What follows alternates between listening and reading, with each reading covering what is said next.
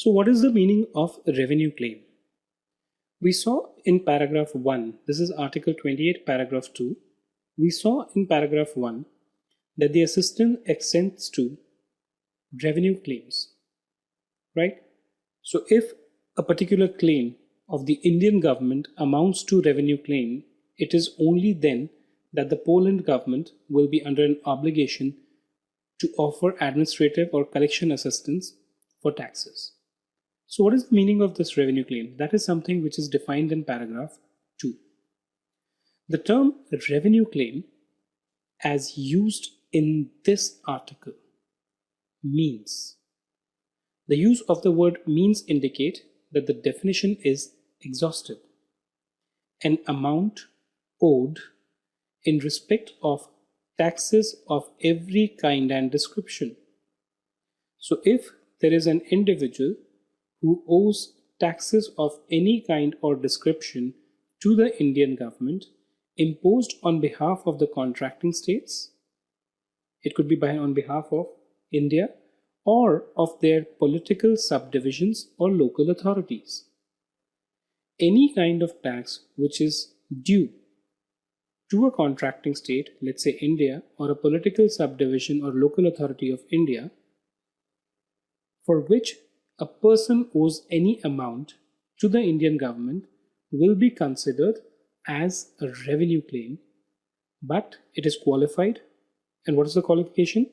Insofar as the taxation thereunder is not contrary to this agreement or any other instrument to which the contracting states are parties. So if suppose the Indian government imposes a tax on this individual, there are, let's say, two kinds of taxes, tax A and tax B. Tax A is levied on the basis and in concurrence with the provision of the treaty that India has entered into with Poland. But tax B is not imposed in accordance with the provision of the treaty because there is an interpretation which has been applied which prima facie seems to be contradictory to the provision of the dtaa, right? Or any other instrument to which the contracting states are parties, right?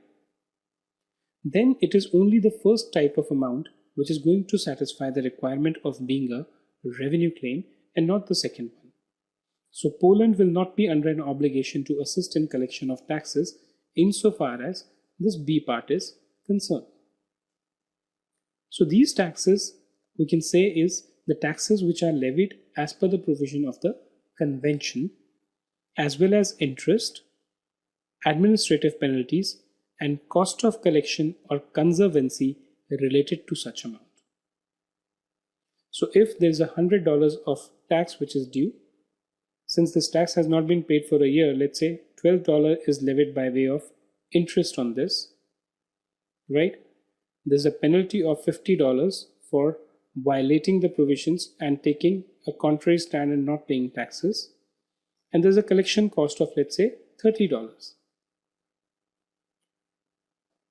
The proceedings which are going to be applied will be for the total amount of $192 and not only this 100, right? Let's see what we have understood in this particular video. So the characteristics are, it could be amount owed in respect of taxes of every kind and description.